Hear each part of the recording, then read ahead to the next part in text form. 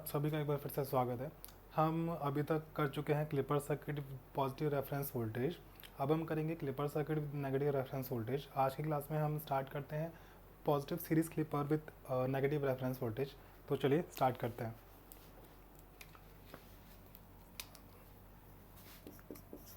Positive series clipper circuit with negative reference voltage.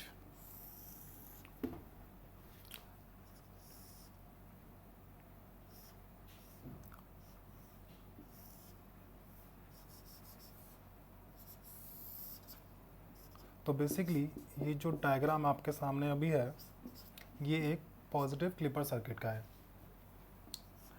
But क्योंकि हम positive clipper circuit के साथ नेगेटिव रेफरेंस वोल्टेज भी स्टडी कर रहे हैं तो इसमें हमें एक डीसी सोर्स इंसर्ट करना है यहाँ पर, जो कि नेगेटिव रेफरेंस वोल्टेज होगा।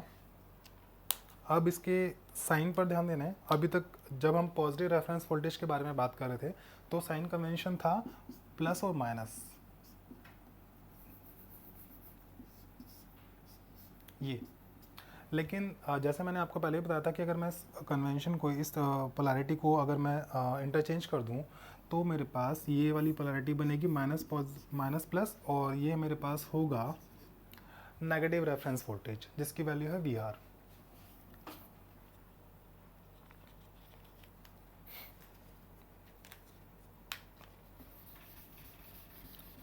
तो बेसिकली जैसे हमने अभी तक क्लिपर सर्किट में किया है कि इसको एक इनपुट वेवफॉर्म देके हम आउटपुट निकालते थे कि आउटपुट में वो इनपुट का कौन सा पार्ट क्लिप कर रहा है। सेम इस सर्किट में भी हम सेम चीज़ करेंगे। इसको एक इनपुट वेवफॉर्म देंगे और देन फाइंड आउट करेंगे कि इनपुट का कौन सा पार्ट क्लिप हो रहा है इसकी वर्किंग में।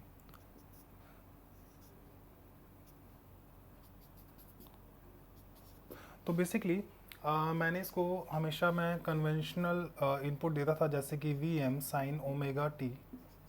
मैंने इसको ये ना देकर 5 साइन ओमेगा टी का एक स्पेसिफिक इनपुट दिया है जिसकी पीक वैल्यू है 5 वोल्ट। तो जो मेरा वी आर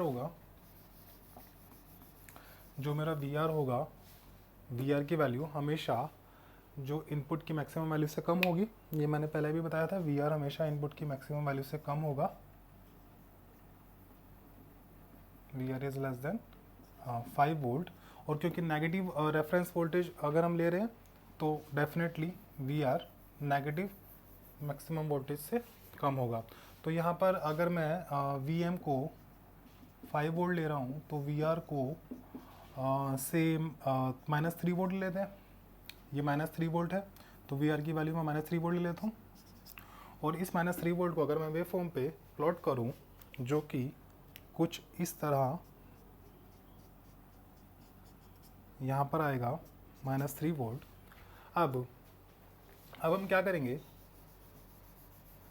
केस 1 में हम डिस्कस करेंगे इनपुट वेव फॉर्म का 0 से पाई तक का इंटरवल, और फिर केस 2 में हम डिस्कस करेंगे इनपुट वेव फॉर्म का पाई से 2 पाई तक का इंटरवल।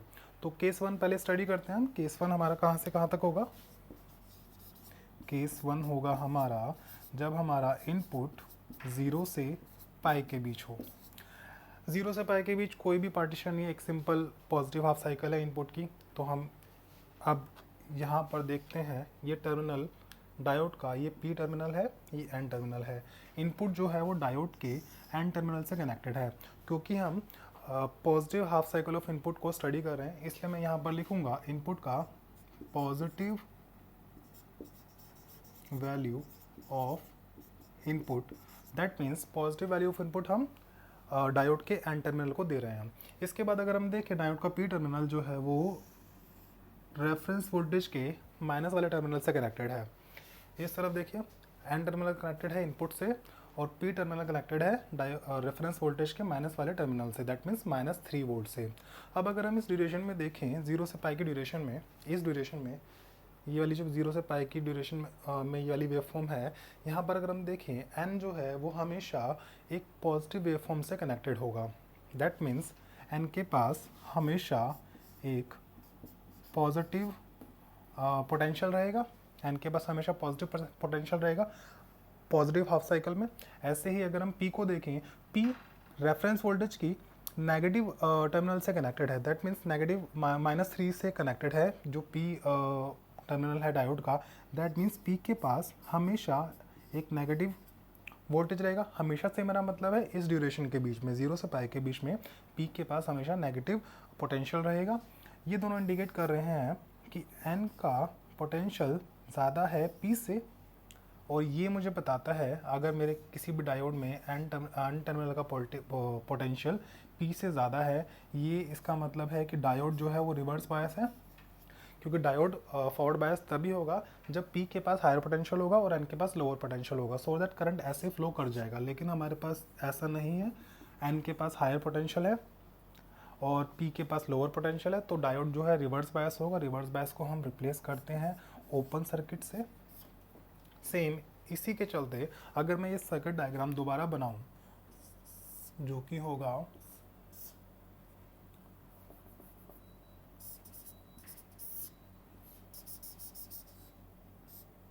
कुछ इस तरह से,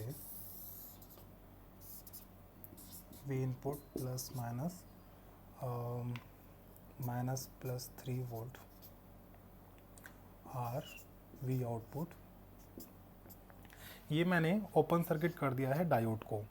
अब क्योंकि अगर हम देखें इस केस में हमें आउटपुट वोल्टेज निकालना है। आउटपुट वोल्टेज क्या होगा? आउटपुट वोल्टेज वही वोल्टेज है जो इस ब्रांच के अक्रॉस होगा। अगर हम देखें कि यहाँ पर जो मेरा करंट आ रहा है ना, वो 0 एम्पियर आ रहा है, इधर भी मेरे पास 0 एम्पियर है।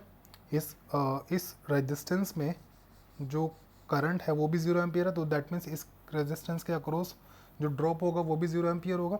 इस रेजिस्टेंस के अक्रॉस ड्रॉप अगर 0 एम्पियर है, तो ये जो VR है दैट मीन्स -3 वोल्ट है, ये ही पूरा का पूरा वोल्टेज रिफ्लेक्ट करेगा आउटपुट की तरफ। दैट मीन्स आउटपुट वोल्टेज जो है वो ये ही -3 वोल्ट होगा। एक बार दोबारा देखो, यहाँ से कोई भी करंट नहीं आ रहा, इस वाली ब्रांच में भी कोई करंट नहीं है, 0 एम्पियर का करंट है। 0 एम्पियर का करंट है तो जो इस रेजिस्टेंस का ड्रॉप है वो भी 0 होगा। रेजिस्टेंस का ड्रॉप 0 होने की वजह से जो ये वाला वोल्टेज सोर्स है, -3 वाला वोल्टेज सोर्स है, यही मेरा आउटपुट को रिफ्लेक्ट करेगा। यही -3 वोल्ट मेरा आउटपुट होगा। आउटपुट यही होगा, तो वी आउटपुट की वैल्यू क्या हो गई? -3 वोल्ट। तो यहाँ पर मैं लिख देता हूँ V output equals to -3 volt. ये ठीक है। ये कौन सा केस है? पॉजिटिव हाफ साइकिल का केस। अगर हम देखें केस 2 में,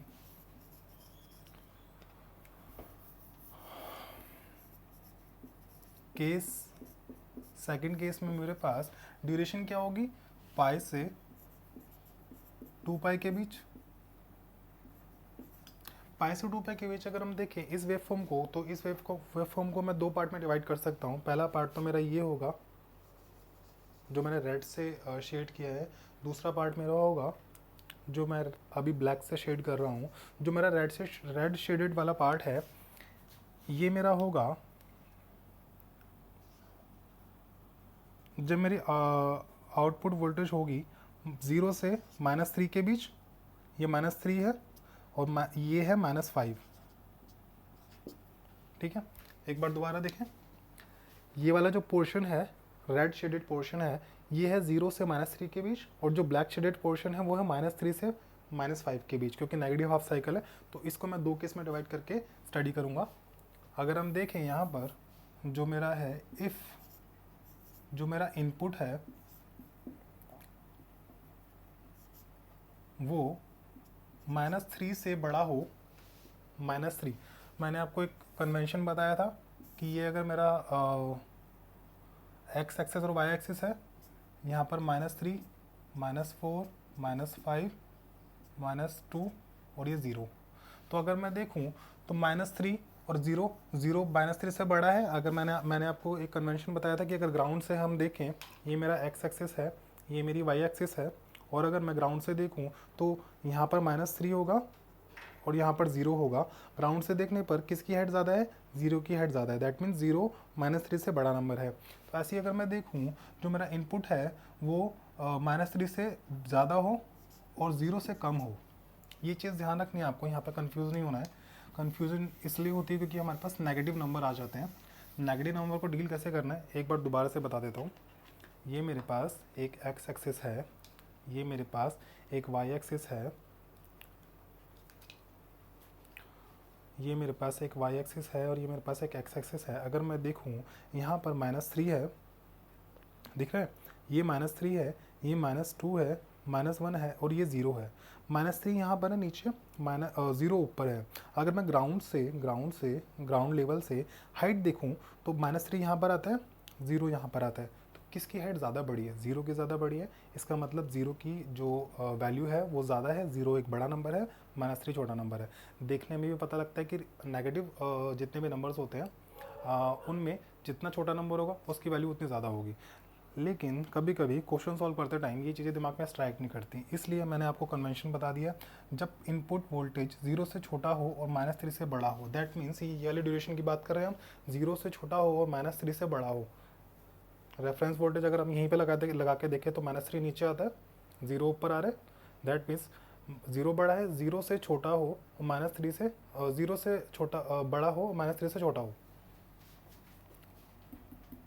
ये वाला कंडीशन। अब अगर हम इसमें देखें इनपुट वोल्टेज जो है, इस वाले नोटेशन पे ध्यान दें, इनपुट वोल्टेज जो है वो -3 से बड़ा है। इनपुट वोल्टेज हमारा कनेक्टेड है एन टर्मिनल से, लेकिन अगर हम नेगेटिव हाफ साइकिल की बात कर रहे हैं, नेगेटिव हाफ साइकिल की बात करते टाइम हम यहाँ पर इनपुट का नेगेटिव वैल्यू देंगे। मैंने यहाँ पर लिखा है प्लस, पहले पॉजिटिव लिखा था, अब मैं यहाँ पर नेगेटिव लिख रहा हूँ। नेगेटिव वैल्यू ऑफ इनपुट मैंने कनेक्टेड किया एन से। अभी भी जो रेफरेंस वोल्टेज है उसका नेगेटिव कनेक्टेड है पी से। अब अगर हम देखें इस ड्यूरेशन में इनपुट वोल्टेज -3 से ज़्यादा बड़ा है, इनपुट वोल्टेज जो है नेगेटिव इनपुट वोल्टेज ही -3 से ज़्यादा बड़ा है, दैट मीन्स एन के पास हायर पोटेंशियल है, एन के पास हायर पोटेंशियल है। हायर पोटेंशियल कैसे है एन के पास? देखिए दोबारा से, पहली बात तो ये कि इनपुट के जो टर्मिनल है वो टर्मिनल की जो पोलैरिटी है वो चेंज नहीं करनी है। टर्मिनल की पोलैरिटी क्या थी पहले भी प्लस माइनस थी, अभी भी प्लस माइनस है। चेंज क्या करना है कि मैं कौन सा पार्ट इनपुट का सर्किट को दे रहा हूँ। मैंने पहले पॉजिटिव लिखा था क्योंकि मैं पॉजिटिव साइकिल की बात कर रहा था, लेकिन अब मैं नेगेटिव लिख रहा हूँ क्योंकि मैं नेगेटिव साइकिल की बात कर रहा हूँ। नेगेटिव साइकिल में क्या है, नेगेटिव साइकिल में मैंने negative value of input circuit को दिया जो कि मेरा एन से कनेक्टेड है। अगर मैं देखूं इस कंडीशन में, इस ड्यूरेशन में, मैंने यहाँ पे कंडीशन जो लिखी है, मेरा इनपुट जो है वो -3 से ज़्यादा बड़ा होगा। मेरा इनपुट जो है -3 से ज़्यादा बड़ा होगा, लेकिन सिर्फ किस ड्यूरेशन में? इस ड्यूरेशन में। तो मेरा इनपुट जो है वो ज़्यादा बड़ा होगा, दैट मीन्स एन के पास हायर पोटेंशियल होगा। एन के पास अगर हायर पोटेंशियल है और पी मेरा -3 से कनेक्टेड है, लेकिन जो इनपुट है वो तो -3 से ज़्यादा ही है ना, तो दैट मीन्स पी के पास लोअर पोटेंशियल होगा। देखो मेरा इनपुट कनेक्टेड है एन से, मेरा रेफरेंस वोल्टेज कनेक्टेड है पी से। ये रेफरेंस वोल्टेज है और ये मेरा इनपुट है। इस ड्यूरेशन में मैंने आपको अभी बताया, इस ड्यूरेशन में इनपुट रेफरेंस वोल्टेज से बड़ा है, इनपुट रेफरेंस वोल्टेज से बड़ा है। इनपुट ये है जो एन से कनेक्टेड है, रेफरेंस वोल्टेज ये है जो पी से कनेक्टेड है। दैट मीन्स जो एन से कनेक्टेड है वो हायर पोटेंशियल पे है और जो पी से कनेक्टेड है वो लोअर पोटेंशियल पे है। इसमें तो कोई कन्फ्यूज़न नहीं है ना कि ये -3 इनपुट -3 से बड़ा कैसे हुआ। यहाँ पर देख लो, जैसे मैंने तुम्हें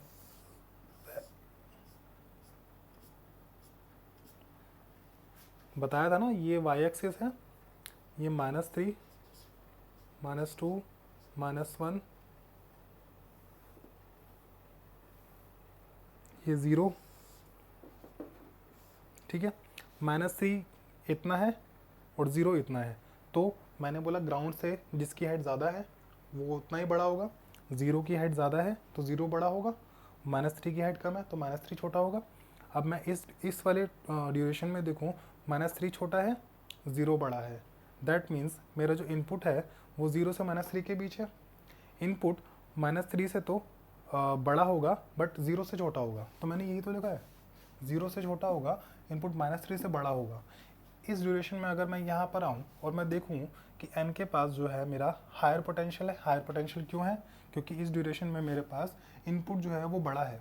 इनपुट जो है जो कि n से कनेक्टेड है वो बड़ा है, और जो रेफरेंस वोल्टेज है जो कि -3 है वो छोटा है इस ड्यूरेशन में। तो P के पास लोअर पोटेंशियल हो गया, N के पास हायर पोटेंशियल हो गया। ये मुझे बताता है कि जो मेरा डायोड है, ये जो डायोड है ये मेरा है रिवर्स बायस।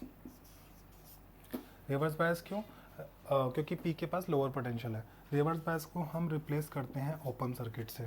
अगर मैं इस केस में ओपन सर्किट से डायोड को रिप्लेस करूं तो मेरा सर्किट डायग्राम कुछ ऐसा बन जाएगा।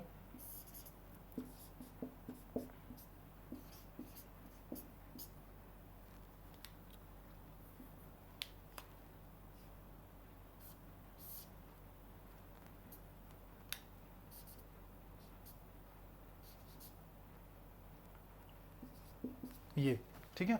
अब अगर हम देखें आउटपुट वोल्टेज इस केस में क्या होगी? इस केस में भी आउटपुट वोल्टेज -3 वोल्ट ही होगी। -3 वोल्ट क्यों होगी? सेम उसी लास्ट वाले केस की तरह इसमें जो है 0 एम्पियर करंट फ्लो हो रहा है। 0 एम्पियर करंट फ्लो हो रहा है तो इस आर का ड्रॉप 0 होगा। इस आर का ड्रॉप 0 है तो यही वोल्टेज मेरी आउटपुट पे रिफ्लेक्ट करेगी। That means V out is equal to -3। ये मेरा दूसरा रिजल्ट। अब जरा अपने इस पार्ट की तरफ बढ़ते हैं जब हमारा इनपुट -3 से -5 के बीच हो। अब अगर मैं देखूं तो मेरा -3 ज़्यादा बड़ा है, -5 छोटा है, तो मेरा जो इनपुट होगा वो इस तरह से डिफाइंड होगा।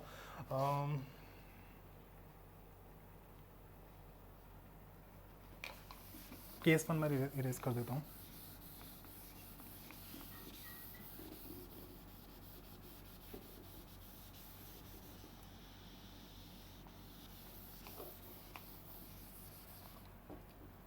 इफ वी इनपुट, अब अगर इधर देखो वी इनपुट में क्या है, मेरा वी इनपुट -5 से तो बड़ा हो। दैट मीन्स मेरा इनपुट बड़ा हो -5 से और छोटा होना चाहिए -3 से। छोटा होना चाहिए -3 से। इसमें कन्फ्यूज़न नहीं क्रिएट नहीं करनी है। इसमें कन्फ्यूज़न कैसे क्रिएट नहीं करनी है? नंबर लाइन एक वाई एक्सिस और एक एक्स एक्सिस ले लो, यहाँ पर नंबर्स डालो, या फिर यहाँ वेवफॉर्म से भी पता लग रहा है -5 की हाइट छोटी है, -3 की हाइट बड़ी है, तो -5 छोटा हुआ, -3 बड़ा हुआ। दैट मीन्स मेरा इनपुट -5 से बड़ा होना चाहिए, -3 से छोटा होना चाहिए। तो ऐसे ही मैंने करा, मेरा इनपुट -5 से बड़ा होना चाहिए, -3 से छोटा होना चाहिए। और इस केस में अगर मैं देखूँ जबकि मेरा इनपुट का नेगेटिव वैल्यू डायोड से कनेक्टेड है। अब अगर हम देखें इस वाले इस वाले एक्सप्रेशन को देखो, इनपुट जो है, इनपुट हमारा -3 से बड़ा है। -3 हमारा ये है, इनपुट हमारा ये है। दैट मीन्स जो भी n से कनेक्टेड है, जो भी चीज़ n से कनेक्टेड है जो कि इनपुट है, ये हमारा इनपुट है vi जो है वो -3 से छोटा है। -3 p से कनेक्टेड है, इनपुट जो है n से कनेक्टेड है। दैट मीन्स n के पास लोअर पोटेंशियल है।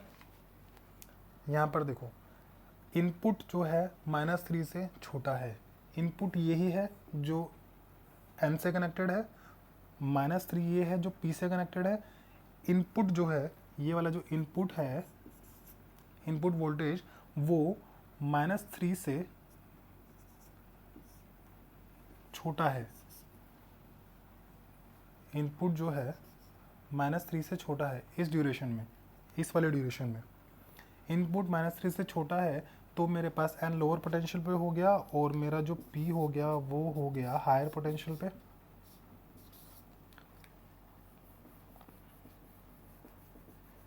p मेरा हायर पोटेंशियल पे हो गया, तो ये मेरे को बताता है कि मेरा जो डायोड है वो है फॉरवर्ड बायस।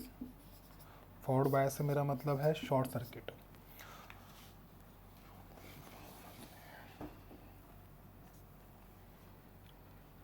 ये जो केस 2 का रिजल्ट था, केस 1 का रिजल्ट था, इसको मैं यहाँ लिख देता हूँ। Case 1 V output equal to -3, क्योंकि मैंने वो इरेज कर दिया। बट केस हमें एंड में ज़रूरत पड़ेगी जब हम ट्रांसफ़र फंक्शन इसका बनाएंगे, सॉरी ट्रांसफ़र कैरेक्टरिस्टिक्स ड्रॉ करेंगे। तो यहाँ पर देखें, अगर मैं डायोड को शॉर्ट सर्किट से रिप्लेस कर दूँ तो इसको मैं कुछ ऐसा बना सकता हूँ सर्किट डायग्राम को। ये शॉर्ट सर्किट हो गया, रेजिस्टेंस वोल्टेज सोर्स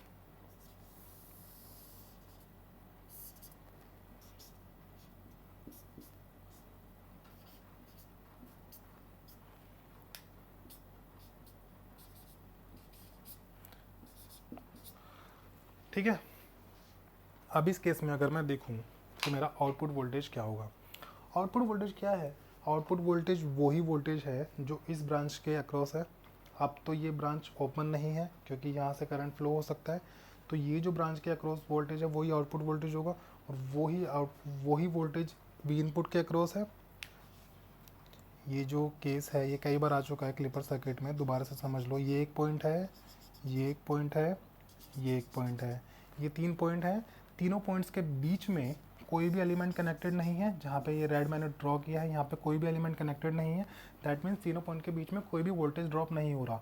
इसका मतलब क्या, जो पोटेंशियल इस पॉइंट पर, वही पोटेंशियल इस पॉइंट पर, वही पोटेंशियल इस पॉइंट पर, इस तरफ और इस तरफ तीनों पॉइंट्स पर सेम पोटेंशियल है। सेम पोटेंशियल होने का मतलब क्या है, V out equal to V इन।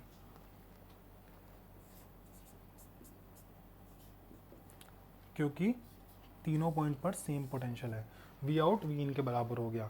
ये आ गया हमारे पास तीनों केसेस के रिजल्ट। केस 2 का एक रिजल्ट ये रहा और एक रिजल्ट ये रहा। केस 1 का एक रिजल्ट वो रहा।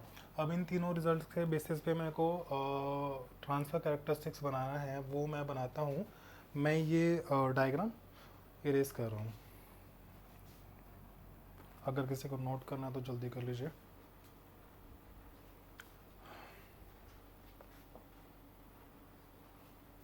ठीक है, अब देखो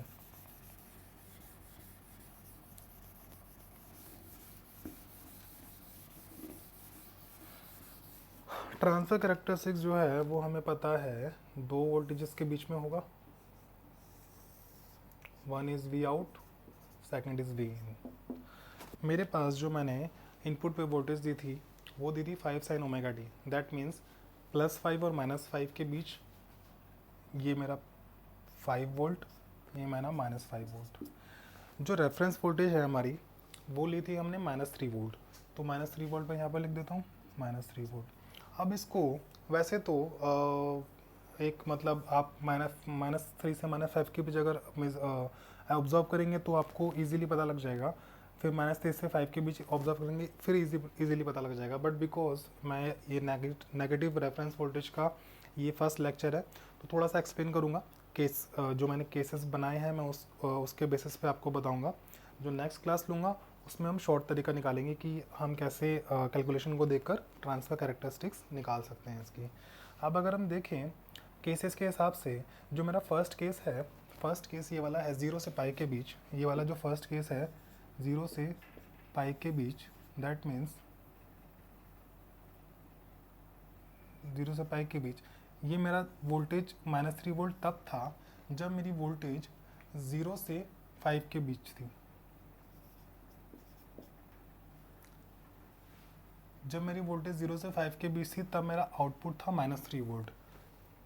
0 से 5 के बीच जब मेरी वोल्टेज थी, ये मेरा इनपुट वोल्टेज का एक्सेस है ना, तो जब मेरी इनपुट वोल्टेज 0 से 5 के बीच थी तब मेरा आउटपुट क्या था, -3 वोल्ट।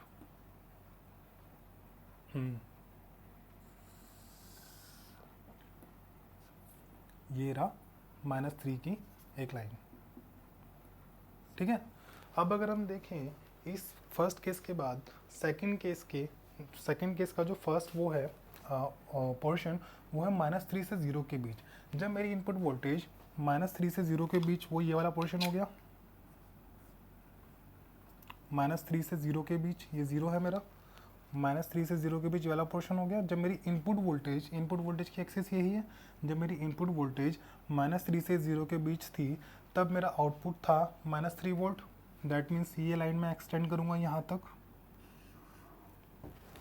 ठीक है, अब जो हमारा सेकंड पार्ट था वो था -5 से -3 के बीच। दैट मीन्स मेरा ये वाला पोर्शन -5 से -3 के बीच। -5 से -3 के बीच अगर हम देखें, -5 से -3 के बीच अगर हम देखें, मेरा आउटपुट था इनपुट के बराबर। दैट मीन्स ये क्या मैंने माइनस इनपुट लिखा है, नहीं ये पॉजिटिव होगा। Output is equal to input, output is equal to input. अगर मैं -5 से -3 के बीच देखूँ तो मेरा आउटपुट इनपुट के बराबर है, दैट मीन्स आउटपुट इनपुट को फॉलो कर रहा है। आउटपुट की वही वैल्यू होगी जो इनपुट की वैल्यू होगी। फॉर एग्जांपल अगर मैं इनपुट की वैल्यू -4 दूंगा तो आउटपुट भी -4 होगा। इनपुट की वैल्यू -5 दूंगा तो आउटपुट भी -5 होगा। इसका मतलब क्या है, -3 से -5 के बीच अगर मैं वैल्यू -4 दूंगा, यहाँ पर इनपुट की वैल्यू -4 दूंगा तो आउटपुट भी -4 होगा। ये 3 वोल्ट है, ये -3 वोल्ट है, ये -4 होगा। यहाँ पर ये डॉट, अगर मैं इनपुट की वैल्यू -5 दूंगा जो कि यहाँ पर है तो आउटपुट की वैल्यू भी -5 होगी। इसका मतलब 3 से 5 के बीच में एक स्लोप बन रहा है जिसकी वैल्यू है 1। तो बेसिकली ये हो गया इसका ट्रांसफर कैरेक्टरिस्टिक्स। ट्रांसफर कैरेक्टरिस्टिक्स को एक दोबारा से क्विक तरीके से समझ लेते हैं। कैसे, देखो 0 से 5 के बीच अगर मैं देखूँ, मेरा 0 से 5 के बीच आउटपुट वोल्टेज है -3। 0 से 5 के बीच इनपुट वोल्टेज की लाइन ये है, 0 से 5 के बीच मेरा आउटपुट वोल्टेज की लाइन ये है, 0 से 5 के बीच मेरा आउटपुट वोल्टेज है -3 वोल्ट। अगर सेकंड केस की बात करें, सेकंड केस में ये फर्स्ट केस कंप्लीट हो गया। सेकंड केस में जो फर्स्ट इंटरवल है वो -3 से 0 के बीच, दैट मीन्स -3 से 0 के बीच ये वाला जो इंटरवल है, -3 से 0 के बीच मेरा आउटपुट क्या आ रहा है, -3 वोल्ट। -3 से 0 के बीच भी मेरा -3 वोल्ट है, तो मैंने इस लाइन को इस तरफ एक्सटेंड किया यहाँ तक, -3 तक। अब अगर मैं सेकंड पार्ट देखूँ, मेरा सेकंड पार्ट है -5 से -3 के बीच, -5 से -3 के बीच ये वाला पोर्शन आ गया। ये वाला पोर्शन -5 से -3 के बीच है। -5 से -3 के बीच मेरा आउटपुट इनपुट को फॉलो कर रहा है, दैट मीन्स इनपुट की जो भी वैल्यू होगी आउटपुट की वही वैल्यू होगी। इसका मतलब जितने रेशो से इनपुट इंक्रीज हो रहा है उतने रेशो से आउटपुट इंक्रीज होगा, और दोनों सेम रेशो से इंक्रीज हो रहे हैं तो इसका मतलब उनका जो स्लोप है वो 1 होगा। तो इसलिए -3 से -5 के बीच मैंने एक स्लोप बनाया जिसकी वैल्यू 1 है। ठीक है। अब अगर आपको नेक्स्ट टाइम खाली ट्रांसफर कैरेक्टरिस्टिक्स दे दिया जाए तो एटलीस्ट ये तो पता लग सकता है कि कौन सा पोर्शन क्लिप हो रहा है। क्लिप कौन सा पोर्शन हो रहा है, वो वाला पोर्शन क्लिप हो रहा है जहाँ पर हमारा स्लोप 0 है। 0 कहाँ से कहाँ तक है, -3 से 5 तक।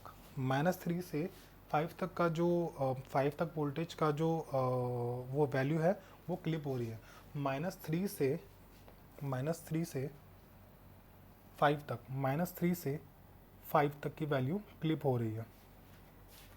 अगर मैं देखूं यहाँ पर -3 से 5 तक की वैल्यू, ये पूरी वैल्यू क्लिप हो रही है, तो दैट मीन्स पास कौन सी वैल्यू हो रही है, खाली -3 -5, ये ऐसे करके आगे अगर कोई वेव होगी तो वो भी ऐसी बनेगी, तो खाली ये वाली वैल्यू पास हो रही है। ये हमें बताता है कि ये मेरी आउटपुट वोल्टेज है, ये आउटपुट वोल्टेज है। कैसे आउटपुट वोल्टेज है, मैक्सिमम जो वोल्टेज अगर हम देख रहे हैं -3 से 5 के बीच हमारा स्लोप 0 है। स्लोप 0 का मतलब हमेशा होता है कि जिस ड्यूरेशन में स्लोप 0 है वहाँ पर हमारी वोल्टेज क्लिप हो रही है, वो वोल्टेज हमारी क्लिप हो रही है, दैट मीन्स वो वोल्टेज आउटपुट पे शो नहीं कर रही। आउटपुट पे शो कौन सी वोल्टेज नहीं कर रही, -3 से 5 के बीच की जो वोल्टेज है, -3 से +5, -3 से +5 ना, -3 से +5 के बीच ये सारी वोल्टेज क्लिप हो रही है, तो ये सारी वोल्टेज आउटपुट में नहीं दिखाई देगी। तो इसके अगर मैं इसको हटा दूं, इसके अलावा मेरे पास बचता क्या है, जो -3 कांस्टेंट वोल्टेज आ रही है,